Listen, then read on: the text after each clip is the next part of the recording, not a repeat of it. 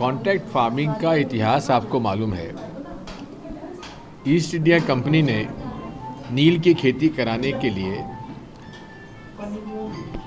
Contract farming कराई थी और उस कॉन्ट्रैक्ट फार्मिंग का नतीजा क्या हुआ आप जान रहे हैं।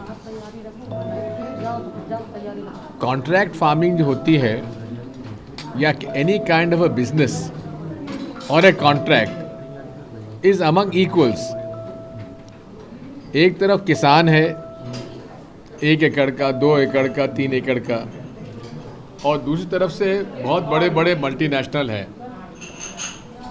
एग्रीमेंट ड्राफ्ट कौन करेगा? बड़े कॉरपोरेट्स करेंगे और किसान पैसे की लालच में दस्तखत करेगा। तो पूरे तरीके से ये अनइक्वल्स का है और इसके अच्छे नतीजे नहीं रहे हैं। शुरुआत जरूर हुई थी छिंदवाड़ा से, लेकिन बहुत ज़्यादा सफल नहीं हुई है। दूसरा सवाल इसमें यह है कि अमित शाह ने ट्वीट करके कहा, अमित शाह ने कहा है कि वैक्सीन पर राजनीति नहीं होना चाहिए। किस पर? वैक्सीन पर, और विपक्ष राजनीति कर रहा है वैक्सीन। बिल्कुल गलत कह रहे हैं, किसी ने राजनीति नहीं की है। लेकिन इतना ज़रूर है कि जब केंद्र सरकार का जो ड्रग कंट्रोलर हैं वो खुद अप्रूवल जब दे रहे हैं तो उसमें लिखा हुआ रेस्ट्रिक्टेड इमरजेंसी यूज। इसका मतलब क्या हुआ? केवल कुछ लोगों को इमरजेंसी के रूप में ही इसका उपयोग किया जाए। ठीक है ना? ये हम दिग्विजय सिंह ने नहीं कहा है या विपक्ष ने नहीं कहा है, ये भारत सरकार के ड्रग कंट्रोलर ने, जिसने मंजूरी दी है 2 को, कोविशील्ड को और कोवैक्सीन को। कोविशील्ड के तो 3 फेज में रिजल्ट सामने आ गए। भारत बायोटेक का तो 3rd फेज के रिजल्ट भी सामने नहीं आए हैं और उन्होंने मंजूरी दे दी। तो अब ये सब बातें हैं, इस पर थोड़ा सा अगर हम लोग प्रश्न पूछें तो इसमें कोई राजनीति थोड़ी ना है। अब हम लोगों ने उस समय पुलवामा में इंटेलिजेंस फेलियर का प्रश्न पूछा था, तब भी हम पर कहा गया था राजनीति हुई।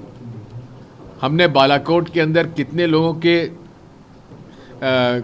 कितने पाकिस्तानी मारे गए उस पर हमने प्रश्न पूछा, उसमें कहा कि आप राजनीति कर रहे हैं। अब अर्नब गोस्वामी के चैट मैसेजेस पर राजनीति कौन कर रहा है?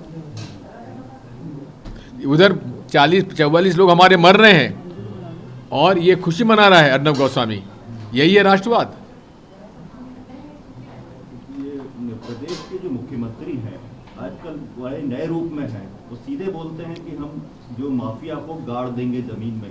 कांग्रेस ने माफिया के खिलाफ कार्रवाई शुरू की थी, उसको वो आगे बढ़ा रहे हैं।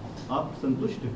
पहली बात तो भारत के संविधान और कौन से कानून में मुख्यमंत्री को जिंदा गाड़ देने का अधिकार है बिना ट्रायल के? ये गैर कानूनी बात करते हैं शिवराज सिंह जी, उनको कानून का ज्ञान नहीं है, मुख्यमंत्री रहने के लायक नहीं है वो। माफिया के खिलाफ कमलनाथ जी ने सख्ती से कार्रवाई की, लेकिन ये चुन चुनकर कांग्रेस के लोगों को परेशान कर रहे हैं। चुन चुन को कर लोगों को, दलितों को, गरीबों को परेशान कर रहे हैं। जो आवासीय पट्टे हमारे समय में बांटे गए थे वो तोड़े जा रहे हैं और शासकीय जमीनों पर कॉलोनी काट ली भाजपा के नेताओं ने, उन पर कोई कार्रवाई नहीं हो रही है। ये क्यों? ये भेदभाव कर रहे हैं, राजनीति कर रहे हैं शिवराज सिंह।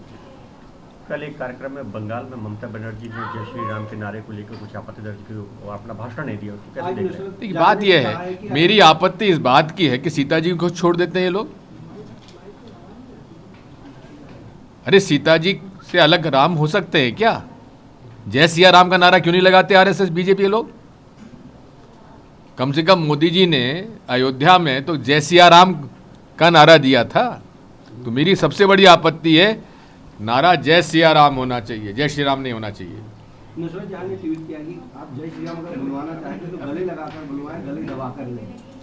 उन्होंने क्या कहा उनसे पूछिए, ठीक है, चलो। एक सवाल सर, जबलपुर को लेकर कल अगर सवाल हो गया मुख्यमंत्री ने जबलपुर के विकास को लेकर वो अलग से उन्होंने बैठक की, तो आपको लगता है जबलपुर का विकास हो पाया अभी तक? कुछ आप क्या सोचते हो? आप यहाँ के सांसद चुनते हैं भाजपा के, सरकार चुनते हैं भाजपा के, और विकास की बात हमसे करते हैं। आप क्या सोचते हैं जबलपुर का विकास हो पाया जिस जो होना चाहिए अभी तक? बात यह है, जबलपुर हमारी संस्कारधानी रही है और मध्य प्रदेश का बहुत बड़ा प्रमुख केंद्र रहा है। एक ज़माने में तो यही राजधानी होने वाली थी, तो इसलिए जबलपुर के साथ पूरा न्याय होना चाहिए और हमने हमेशा से इस बारे में पूरा ख्याल रखा मेरे 10 साल के कार्यकाल में। नमस्कार, मैं हूं मानक गुप्ता। अगर आपको हमारा ये वीडियो पसंद आया हो तो इसे लाइक और शेयर जरूर करें, और हाँ, हमें सब्सक्राइब और फॉलो करना ना भूलें ताकि आप देश और दुनिया की कोई खबर मिस ना करें। तो जुड़े रहिए हमारे साथ और देखते रहिए News 24।